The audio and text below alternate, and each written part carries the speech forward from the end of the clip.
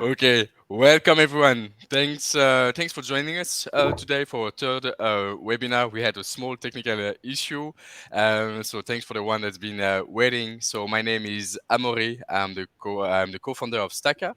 We connect tech, product, and growth candidates with tech companies who are hiring for fully remote and full-time permanent role across Europe. Today we will be speaking about a super interesting subject: how to improve teams collaboration. We will spend 40 minutes together, so feel free to ask any question whatsoever. We'll take the time, of course, to review and to answer them. And today I'm not alone. I'm super happy of the guests that we have today. So both of them has a great experience in distributed organization. So we have Gerald, who is today engineering manager at Coinbase, who spent some time at Amazon. He will give us more details in a little bit. And we also have Mike, who spent years at Mozilla. He joined recently. He left Regent recently, hoping to join a really interesting tech company called Medical VR. Before we jump on the subject, which is improving remote teams collaboration, Mike and Gerald, do you mind to introduce more about you a little bit? Sure. Mike, if you don't mind, I will start. So my name is Gerard Lonas. I'm living in Singapore and I'm working for Coinbase as an engineering manager. The role of my teams here in Singapore is to expand Coinbase in new markets and mostly expand Web3 features around the world. Prior to Coinbase, I was working for Amazon in Vancouver, Canada, and I got teams all across the world, like in India, Japan, US, and of course Canada. And we were building highly scalable payment services for Amazon. And before that, I was in Europe leading some companies. Awesome stuff, Gerald. Cool. I am actually living close to Amsterdam, so the Netherlands, which is a fun place for many of you to visit. And if you haven't been, it's totally recommended. That's also where I started my professional life at startups initially. So Cloud9 IDE, for example, and a well-known one possibly, and then moved on to Mozilla, where I worked for 10 years on the Firefox browser, which some of you may also remember or still use, and then on to Hopin, scale up unicorn, post-pandemic or pandemic era success story for a little while, and now on to medical VR, where I'm a VP of engineering, and which is really all about CT scan imagery, turning that into a 3D model, applying segmentation, so coloring the images, and then allowing surgeons to put on the VR goggles, VR headset, and just browse and surf through patient's anatomy. And yeah, that's been about it. Been remote for the past decade, fully remote working. So yeah, I've been through some stuff. That's That's amazing. serious stuff. Yeah, yeah. Me, I am working remote since 2019, and then Mike arrived. Okay, great. Super intro. Thanks to both of you. So just we're speaking a lot about remote and also distributed organization. Gerald, you've been working at Amazon, Coinbase. Both of those companies are distributed, but what are like the main difference between the two organizations? So the main difference between Amazon and Coinbase today is the nature of where are located our employees and how do we work with them. For example, in Coinbase, we are today full remote. It is a full remote company. That means we can get people in the same country, but not in the same location. For example, in US, you can get your team of 20 engineers, but all across US, where for Amazon, even if today they do like hybrid mode, usually your team is close to you. For example, you will get a team in Seattle. Now, the difference is more you scale up in your role, more you get teams generally in different region. But the big difference is one is all around the world, the other one is mostly localized in a region. Okay, cool. Got it. You've been like just jumping from one subject to another. You've been working like in distributed and high growth environment such as Mozilla, Open, and now today medical VR. So you know, every team has their own culture, every company has their own culture. Um, what do you need like to avoid friction and losing time when you have different teams and different organization that needs to collaborate? Yeah, so there's many things I could mention. I think one of the points there that I think is important is that as a from a leader's perspective, basically, is that you have time at your disposal as your most valuable currency. What I mean with that is that with distributed teams, there's only that little overlap of moments you have with the team, and especially when you have a very thoroughly distributed team from like US to Japan, it's really hard to get them into the same room or even schedule one-on-ones. So what I tended to do personally, for example, was to make sure that for each of my direct reports, I schedule or block off an hour a week at least. To say like, all right, this is time that's reserved for you, and then I may join, but it's you time, and that's where you can build on and work on creating a safe space where there's at least this fixed moment in time at a regular interval where folks can spend time and work on like the personal versus work balance, and deal with issues around their own personal lives versus working on things like a professional development plan, like the careers.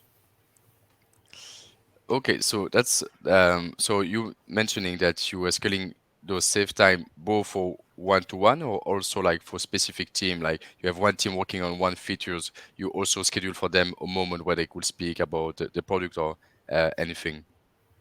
Yeah, for that's indeed talking mostly about the one-on-one time. When you talk about team time, it's really hard to have them. For example, daily scrums, as we know them in the classic setting, are nigh impossible, especially with distributed teams, but also people with different night rhythms or something.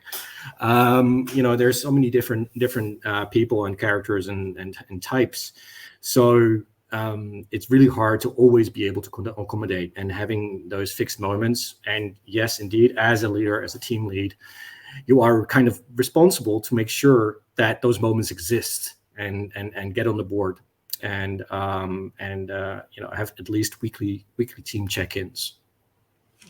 I plus one on Mike on that topic. We have the same problem as well when you have teams in different time zones. Sometimes you get some overlap, but usually it's not in convenient time for family time. So it's something that you need to prepare your time, or depending on how senior they are, how leaders they are, they will be more or less accommodating to this time. But Mike is really right on setting time with them for one-on-one, telling them that this is your time. You join. If you want to talk, if you want to join, I will be there for you. Now, after that, for teams, a question I have for you, Mike, is: are you moving to asynchronous updates between teams when you have remote team, or are you still doing synchronous updates and, like in that case, 2 times a week or 3 times a week? How do you work with remote team? Yeah, so in the end, for example, that's been the default at Mozilla, where what has been working for me as well, very well over the past few years, is to make sure that most, or if not all, your communication happens on public channels. So meaning also maybe something we'll get back to later about communication and stuff, but also to pull people out of their shell and say like, no, you really got to stay on this public stuff, because then everybody has the highest opportunity to stay in the loop, right? And to have spreading of information across as many people as possible, and that also counts for updates on stuff you've done. There's a good chance with distributed environments that those updates need to reach someone who's picking up your work when you go to bed, right? So and that's the plus side, where you say, all right, async updates, in my opinion, should be first, and then if there's an opportunity to do them live or sync up on a more intimate cold setting, then yeah, you totally should take that opportunity. I totally agree. I agree with that. Yeah, definitely. And at Coinbase, how do you handle the communication, and could you compare with Amazon? So at Coinbase, we're totally asynchronous because, as mentioned, Mike, you might work on a project with people in different even time zones because different areas, different services to update.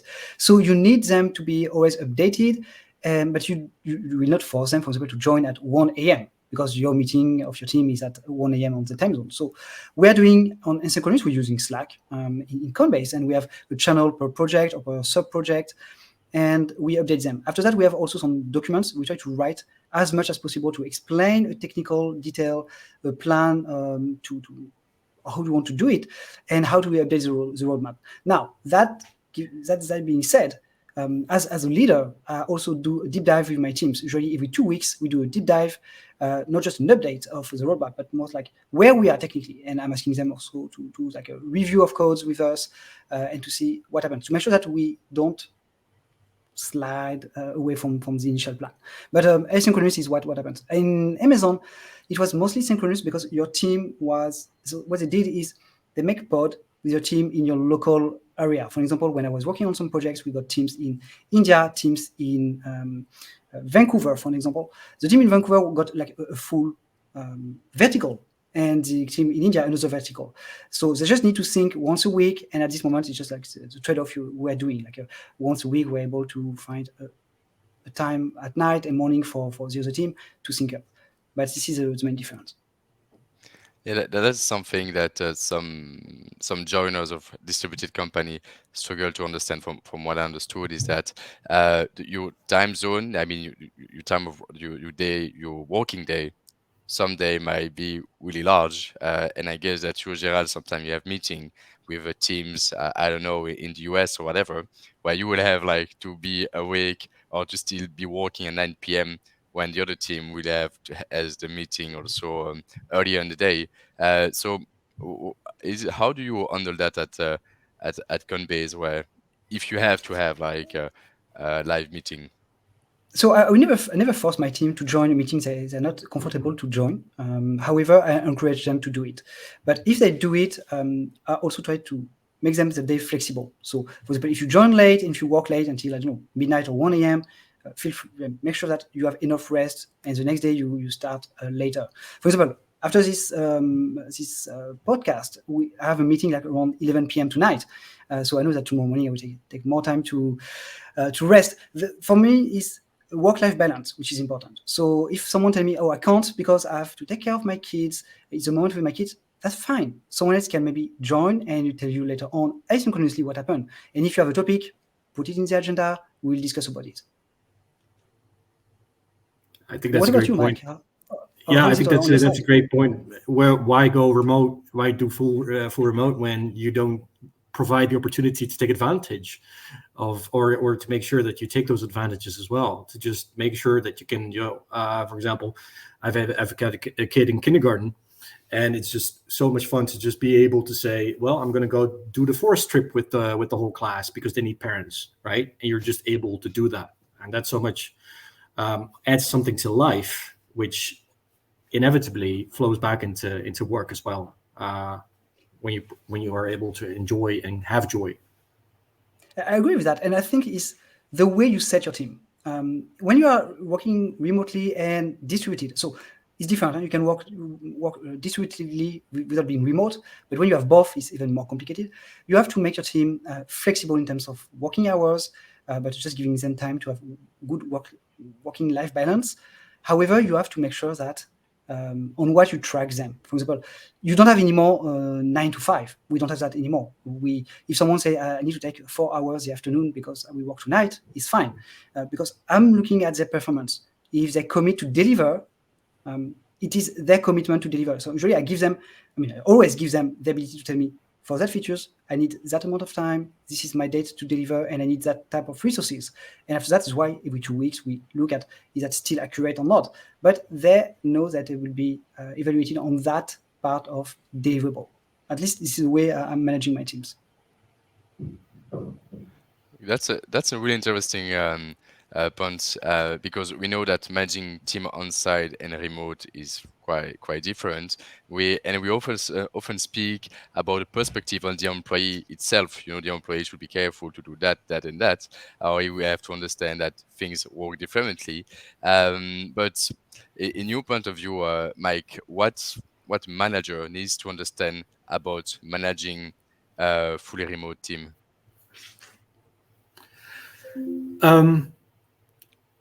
Well, it's really truly about, well, in a one-on-one setting, for example, is that to make sure that, or to be, cognizant of the fact that it's to provide everybody an opportunity to come prepared, right?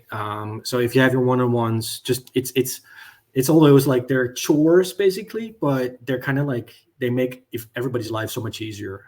So you just, if you do them, it's always for the best. Like setting up a schedule or having like a rotating agenda where you just keep track of simple stuff, like things you want to discuss, or that someone who is busy with stuff can just say like, all right, I'll put this in my shared agenda with Mike, so that we can make sure that we address it, right? So that it works for both people. It's not just for me to say like, all right, yes, it's performance time, right? So it goes both ways.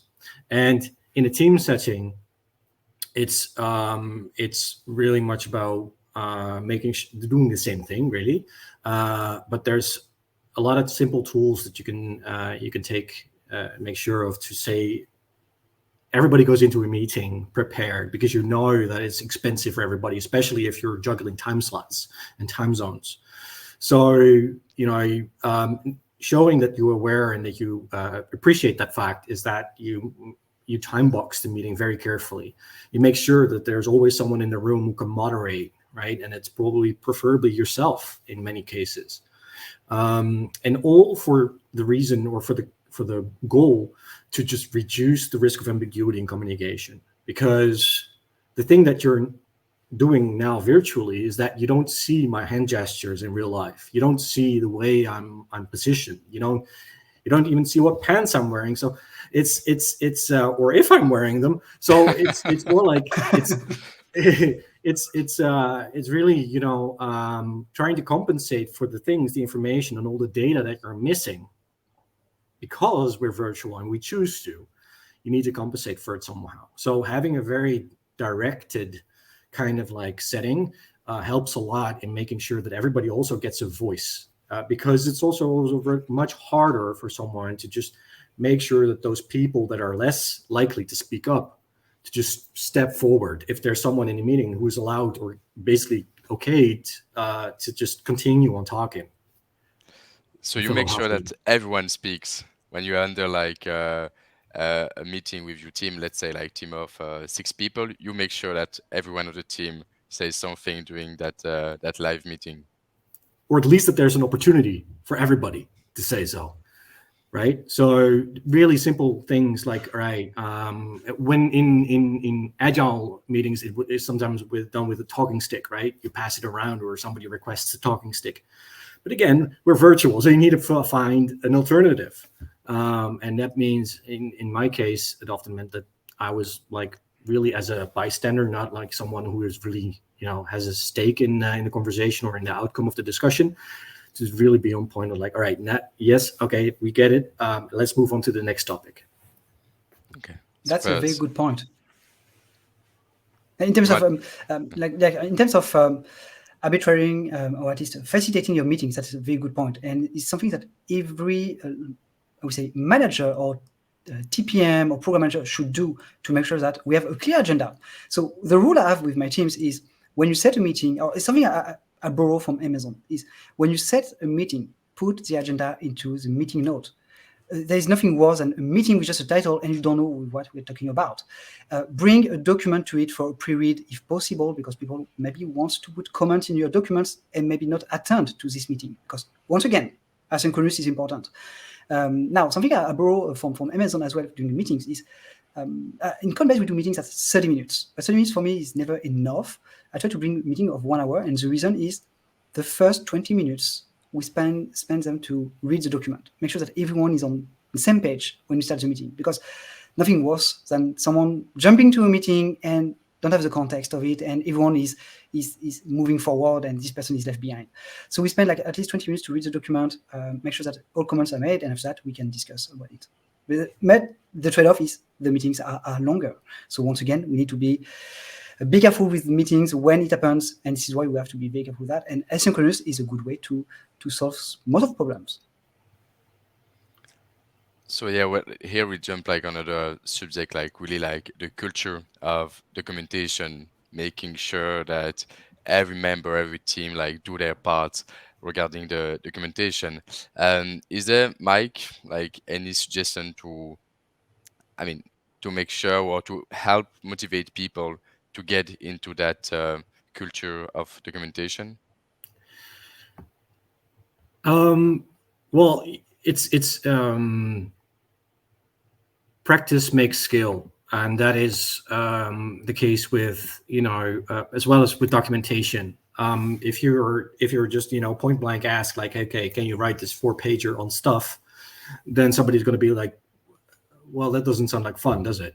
And but it's about it's a bit of training as well, I guess, is that you say, all right, start with something, and or templatize all the things you can. So make sure that something is repeatable if you're asking something anyways, at least that the steps to reproduce are clear. And so writing is a skill just as coding is. It's just a different language. And that's really the key to saying, like, all right, make sure that there's a centralized place where everybody puts their documents. And emphasis is that it doesn't need to be perfect. Things can evolve just as our code base. And so iterative is the way. And living documents are totally fine, except when you're talking standards, but that's logical, right? And then you start versioning. And so all these things need to evolve until you get to a point where, documents first.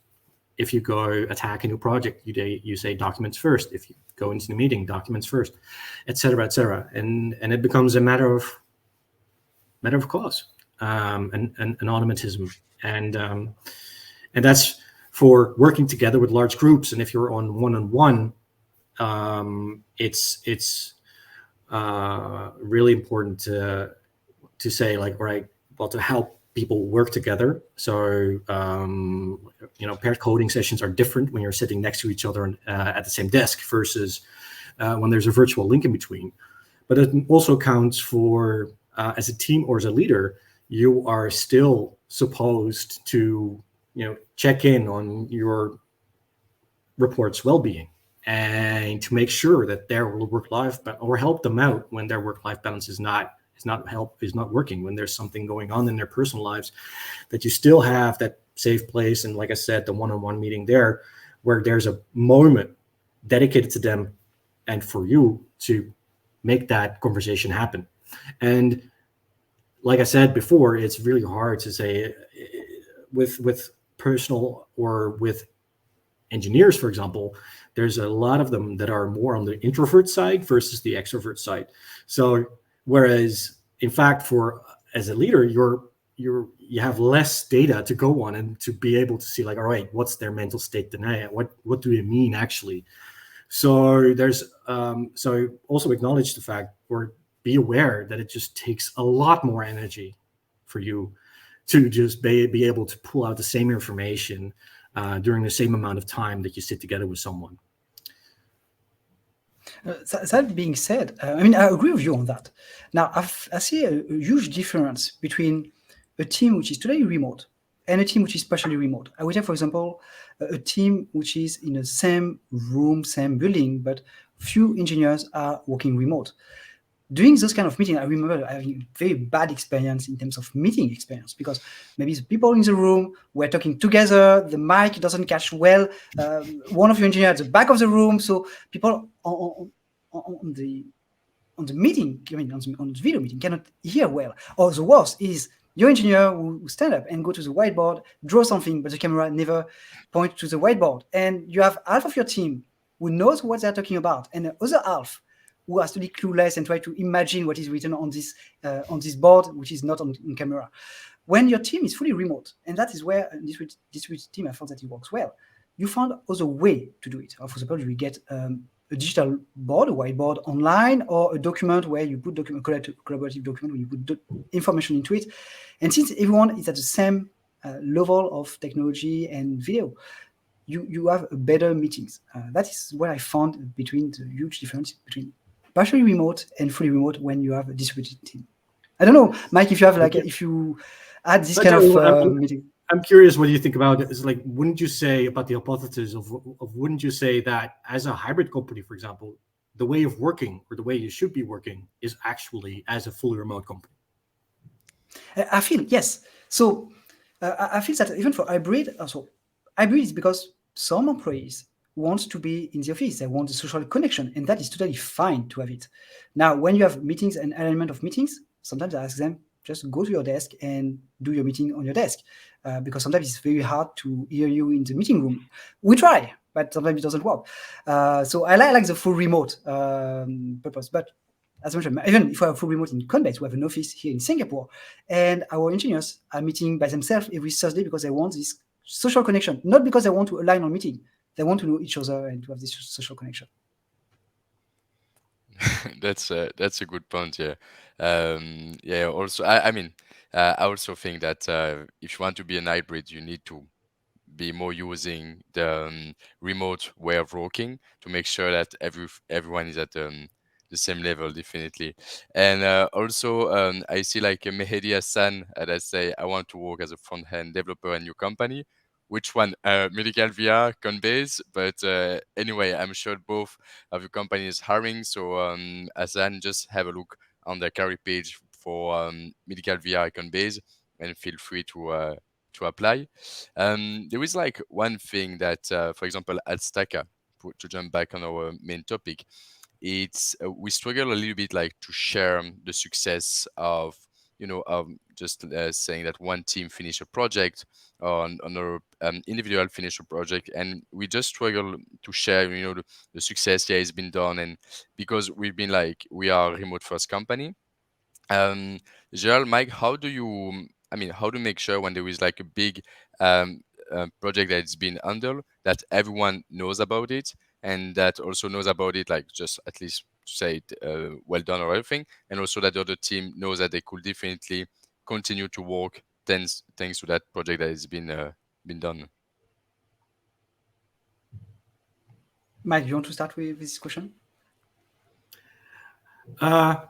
Sure. I mean, what I'm really focused about is indeed really getting back to what I've said before. Basically, is about having a shared space where all documentation lives, but also it's about really continuously.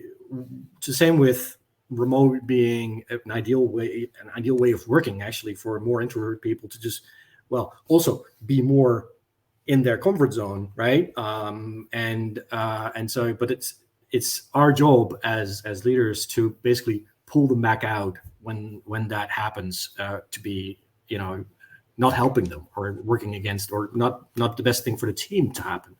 For example, it's what you see in Slack, for example, the app that most people use, or Mattermost or whatever, and is that there's a private chat or private room created for everything under the sun, right? It's like, all right, maybe a new project. All right, let's create a room and this and that. It's always continuous fight against the fact that you need to pull them back out of those rooms into the open, because the more you isolate yourselves, the more everybody gives into that urge to be, lock themselves up in their own safe space, or seemingly safe space, is that information gets lost, and it also that you lose the opportunity for those conversations, for that vibe to lose momentum and be able to contribute to culture that you're trying to build. And that also goes for celebrations. People unknowingly have ended up celebrating in their own little space with the two folks that are also apparently part of the project, whereas there's an opportunity for them to share it loudly and across all channels by just making sure everything happens in the open. And yeah, of course, that's noisy, right? But there are ways to fight that noise by saying, all right, but there are also people there who are moderating, who have a sort of like, well, this is an etiquette. It's like, this is how you're supposed to behave. So yeah. Or could you maybe appoint or teach people when it's a good moment, or kind of the type of messaging that belongs in the private chat versus things that go into public chats? I like that very much. And I'm doing something similar as well with my engineers and engineering managers. I'm asking them, bring me your win of the week. Put them on Slack. Of course, it becomes noisy on Slack. You can be in the middle of all the messages. So at this point, it's my role as a manager to make sure that we bubble up that message. We make sure that stakeholders who really care about the project, because you have always a stakeholder who care about your project, your PM, your biz dev, you have always someone who care about it, that can shout out and say, I'm super happy, I'm super excited of this project. And when we reach a huge milestone, so what we do is every Friday afternoon, we do show and tell where people can bring any topics. And usually it's like to help our engineers, motivate our engineers to speak publicly in a group so they can bring topics they like. And every time we celebrate big wins we got during the week. When we achieve a project milestone, a key milestone, or a launch of it, at this moment, I start to bubble up that doing whole hands, and even to our VPs or SVP to make sure that they got also the right visibility and can be a shout out as well. And once there is a project launch, for example, we launched recently Australia, all our engineers got a gift for it. Before, I don't know, Mike, for you, but before in other companies, we got like a physical trophy, like you put on your desk and you see people with all the trophy for what they delivered. Now it is, maybe you cannot see at the back because cameras. So now we send NFTs because Web3, but we send like digital way for them to show off they participated to this project and they got a role into it.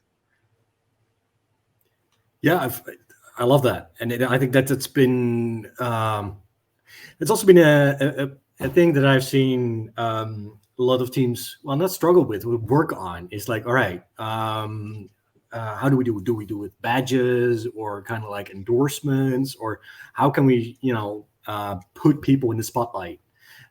Even though, and that's something interesting as well, is like, how do you do that with people that don't want to be in the spotlight, right? Because there's plenty of those too. I actually am one of them, and so it's all of that, and yeah. But usually that you know that by your managers know it via one-on-one. Usually, the question I'm asking them is ask your direct, how do they like to be recognized? Do they prefer to be recognized publicly in one-on-one via a message? Some of my direct and non-direct prefer that I send them a message saying that congrats, kudos, you did a good job here. The achievement was great, rather than being called out doing whole hands and don't know what to say and don't know how to behave. I really like the idea of celebrating like success by giving like tangible and intangible assets to people. Is really something that I mean, honestly, at Stacka we struggle a little bit with that, and also take the time. Also, not just, it's true that when we do a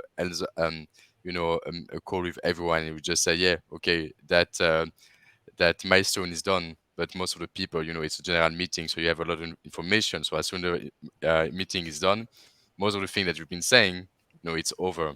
So I really like the idea of, okay, let's take a moment. That person finished a big milestone. We do a smaller event, small meeting about that. And so at least like that, people make sure, are really aware that something important has been done. So I really thanks for that, because I will definitely do something for Stacka. I have a fun story about that at Amazon. Amazon, we have so when you see the profile of someone at Amazon, because there's so many people you don't know sometimes who is who, you can see also their achievement. So they call that a phone badge. Of course, Jeff Bezos has all the phone badge because every time you have a project, it's like you pin him, But usually you see like employees with a phone badge, and there's some people who fight for it, say, I want to work on this project. This having that icon, for example, I don't know, being part of the beta tester of Alexa for a new launch. They want to be part of it. So they reach out to us and say, can I join the project? I want to test it. I want to do it. And sometimes they see it and they want to join that. And it's part of the culture of it. So Amazon was very pushed around this phone icon culture, but yes, I love that, and they empower some employees. For example, sometimes where got some hard time to find like dog fooding or beta testers internally. We just say now, you get the phone icon if you do it. I can tell you, we got at least 50 people who try to apply. It becomes like a gamification of projects. It's also been at Mozilla, for example. There's always been a very strong swag culture, right? Where we had a Firefox plushie, or but also the projects that were really remembered well always had a sticker, always had a design that everybody had somehow. And so we're at the end of a large project, as a thank you, we would send at one time we did a redesign of the tabs. So, and that was this like small plushie that was like a tab with ideal curvature that they spent eons on to get right. Of course they didn't, and then everybody got that plushie. And it's just those small gimmicky things that are, whimsical as well, almost. That are just, put a smile on your face when you have it on your desk, or when you just clean up your house and you see like, oh yeah, that T-shirt, that was cool. Yeah, so I think it is important for. Sorry, Amaury. No, I was just saying that it was great. So go ahead, Gerald. I think it is a key part of the culture and how to empower our developers, employees to achieve a project, to even go beyond. It's easy to forget all the efforts we did on a project, but having this kind of little reward, visible, reminds them that they worked for something and something that got delivered. That's good. That's great. It just make me think about something else. When you're working on site and you see like people working on the same project, and you can definitely see that some teams do a really better work than other because they fit well together, and that if you have like something really important to do or whatever, that person A, person B, if they work together, they will really get the thing done super quickly. Like in a remote distributed organization, how do you make sure that you have the right team to handle a project? What do you think, Mike? Yeah, so what I've worked on in the past that I've grown quite fond of is the fact that as I said before, that writing is a skill that you learn by doing, and the same goes with agile working methodologies that we've been adopting for the past eon. It feels like is that moving stickies around like crazy forever, but is to learn estimation, and as a team does it more often, they become more accurate, right? That's something we see. And that's also as leaders we look at our dashboards and our graphs and see like, all right, yeah, this is really close on what the team actually delivered in the end. And that's our basically that data is something we use often to see like, all right, how do we measuring progress, measuring velocity and your evolution towards an end goal, lining up to KPIs nowadays, right? So, but I also believe in a data-driven approach for optimizing your team structure based on data that you collect over the time. So really what you can do is say, okay, this team composition was apparently working super effectively together, except when I put them on different teams with other people, connecting them with other people and doing different project, then it worked well, but it wasn't as effective. And you can as a manager, you can use that as information, really just as metadata for any planning and decision making you do, to just have a little bit of stream of extra validating information to see, like, who would be great to work together or to put together for this team. And of course that becomes extra handy when there's this time critical component added to it. So like, we definitely need a team that we know will get the job done, and having that extra bit of data backing you up there is super nice. I agree with that. And I found something that was also effective is time to time shuffle teams on projects, or having a forcing function to make people working together, sometimes on small projects, sometimes on a part of the project, for knowing each other. And because at the time where we're on site, usually you can bump on someone, discuss with someone, and start to create this link. When you work with a distributed team, you have to create that dynamic with people, because this is the link two people have together that can like multiply the result and efforts there. So we have to create sometimes this way to do it. So making people joining a meeting which is not part of this project, because saying, you know what, you will work on this project soon, or maybe it will interest you to join this meeting. Having a forcing function for this person also to get interested by someone else with asking questions on it. And the way I found that having a bigger network and more people around you, better you will be more efficient in your work. Sorry, Gerald. What do you mean by the last part? So having a bigger network. I found that an engineer which is work alone and maybe has just 2 points of contact might not work as efficiently as someone who has probably knows 20 person around him that can help him, that can accelerate him in terms of problem or create dynamics. For example, more your engineers become senior, more they are autonomous in terms of the work. They just don't think only at the tasks they have to do. They create the connections. For example, they go to another team and say, I'm working on that project. I know that you work on it before because I saw it in the code. And because we know together, can you help me? Like 20 minutes meetings can help me maybe to unlock me hours of research. That's really okay. Really interesting. I never thought about that, but that's really interesting.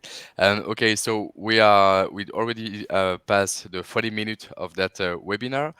So I've been writing. I took some note. That was really interesting. Everything you've both been saying. But just like to take the 4 points for me that was quite the most interesting was like it's really important for manager to do regular checking with their teams, to have the one-to-one, what create really that safe space. Make sure that every information is public, even if it's nosy, but it's really important that at least that people knows exactly what's happening and you avoid like to lose information. My favorite one is to share achievements. Make sure that other people are aware that big milestone has been done, and also by doing that you will give power to the people to make sure that they will handle hard project. And also the final stuff that was really interesting, I think we can even make like a webinar about that, is like to make sure how optimize your team structure thanks to analyzing data, such as Mike have been saying, but also Gerald, by make sure that software engineers doesn't work alone and they have the necessary network to have like a bigger scope of the project they are working on. Do you want to add anything? Is there like any highlight that you're willing to share to the audience today? I find it's the right summary for tonight. I mean, I learned a lot from Mike and the way you are working. I love that, to see how you see this remote work and distributed one. I think you have all the tools to make your team super successful. Yeah, no, it was fantastic to sit in a call together. So yeah, it's I've learned a lot too. That's really nice. Perfect. Thanks, Gerald. Thanks, Mike, for your time. That was super interesting. I'm gonna make sure that we have the summary that you can also use that for other time. So thanks again. I'm super happy. Like I think we have been talking about other things, but it was a really great webinar. Thanks for your time once again. You're welcome. Bye. Thank you, everyone. Have a good time.